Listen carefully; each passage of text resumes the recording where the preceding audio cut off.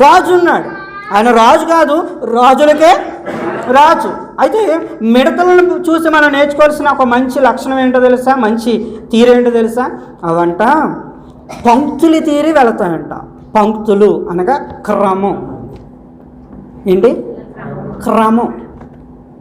మిడతను చూసి మనం నేర్చుకోవాల్సిన ఒక గొప్ప పాఠం క్రమం.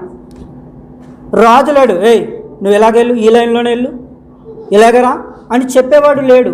అయినా సరే ఎవరో చెప్పినట్టుగా పంక్తులుగా వెళతాయంట. మీ అందరికీ గుర్తుంది కదా, యేసు ప్రభు ఒకసారి భోజనం పెట్టేటప్పుడు తన శిష్యులతో అంటాడు, ప్రజలని పంక్తులు కూర్చోబెట్టండి అంటాడు. అంటే క్రమంగా కూర్చోబెట్టండి అంటాడు. క్రైస్తవుడైన ప్రతి ఒక్కరికి క్రమం అనేది చాలా అవసరం. క్రమం లేనివాడు క్రైస్తవుడు కాదన్నాడు. నేను కాదులే, పాస్టర్ గారు అన్నారు, నన్ను తిట్టుకున్నారు కనుక. క్రమం లేనివాడు ఎవడు కాదంట? క్రైస్తవుడు కాదు. కారణం ఏంటో తెలుసా? మనం నమ్ముతున్నా, మనం ఆరాధిస్తున్న దేవుడు క్రమం కలిగిన దేవుడు. అక్రమాన్ని ఆయన సహించలేడు. ఆయన హల్లెలూయా. మిడతను చూడు, క్రమంగా బ్రతుకు, అక్రమంగా బ్రతకొద్దు అని దేవుడు ఆ మిడతను బట్టి. మిడతలో మరొక లక్షణం ఉంది, ఏంటో తెలుసా? ఐక్యత. మీరు చూడండి, ఏమైనా ఒక పంటని తినేసినప్పుడు మిడతలు ఎట్లా ఉంటాయి? గుంపులు గుంపులుగా వస్తూ ఉంటాయి. హల్లెలూయా. మిడతను చూసి ఒక మంచి లక్షణం ఏంటో తెలుసా? ఐక్యంగా ఉండాలి, ఐక్యతగా ఉండాలి. ఆత్మ కలిగించు ఐక్యత కాపాడుకో అని ఉంది బైబిల్లో. ఇప్పుడు మీరందరూ వేరే వేరే వేరే వేరే ఊరోళ్ళు, అవునా కదా? ఇక్కడికి వచ్చిన మనందరం వేరే వేరే వేరే ఊరోళ్ళు, ఎక్కడెక్కడ వాళ్ళము, ఎక్కడెక్కడ వాళ్ళము వచ్చి ఒక చోట చేరాం. ఎవరి ద్వారా చేరాం కదా? దేవుని ఆత్మ ద్వారానే కదా మనం అందరం ఒక చోట చేరాం. అయితే బైబిల్లో ఏమని రాస్తుందో తెలుసా? ఒక్క చోట చేరని మీరు ఈ ఐక్యతను కాపాడుకోండి. ఏం చేయాలి? కాపాడుకోవాలి. ఏదో చిన్న చిన్నవి వస్తూ ఉంటాయి మాటలు, అలాగని చెప్పేసి నీతో కట్టి నువ్వు మొహం చూడకాక పైజులో చెప్పని ఈసారి నుంచి నీకు అని ఇలాంటి చిన్నపిల్లల మాటలు మాట్లాడకూడదు. ఐక్యతను మనం కాపాడుకోవాలి. ఆ మిడతలు చూడండి, దండుగా ఒక్క చోటకి వెళ్ళినాయి అంటే మొత్తం పంట అంతా నాశనమే, అవునా కదా? పంట అంతా నాశనం, మొత్తం ఐక్యంగా వెళతాయి. అలాంటి ఐక్యత దేవుడు మనకి ఇచ్చునుగాక.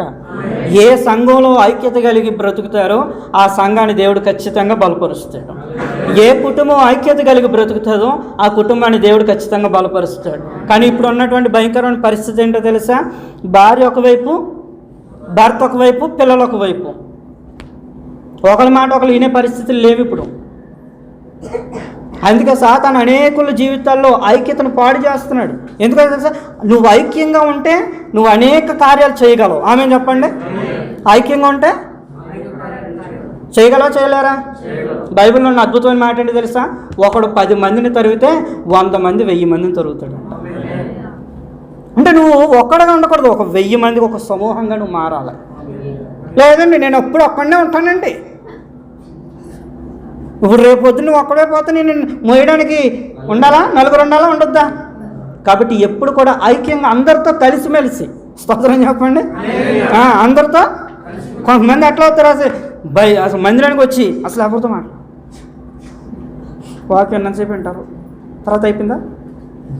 అసలు ఈ మధ్యన ఈ రోబోట్లు క్లీనింగ్ వచ్చినాయి, అది అలాగ వస్తుందా, క్లీన్ చేసి మళ్ళీ అలాగా అది ఎక్కడైతే పెట్టాం ఆ మూలకి వెళ్ళిపోతుంది. అలాగే అలా కొంతమంది మందిరానికి ఆ రోబోట్లు అలాగ వస్తున్నారు, కూర్చుంటున్నారు. ఏంటి కనీసం వచ్చిన వాళ్ళు పక్కన వాళ్ళు ప్రైజ్లో చెప్పవు అసలు? ఎక్క అలా ఉన్నా బాగున్నామా అని అడగవా? అసలు ఆ బంధాలు వద్దా? స్తోత్రం చెప్పండి. అది నాకు చాలా సిగ్గు, ఆ సిగ్గే వద్దు. ఆమె ఏం చేయాలి? ఐక్యంగా అందరూ కలిసి ఉండాలి.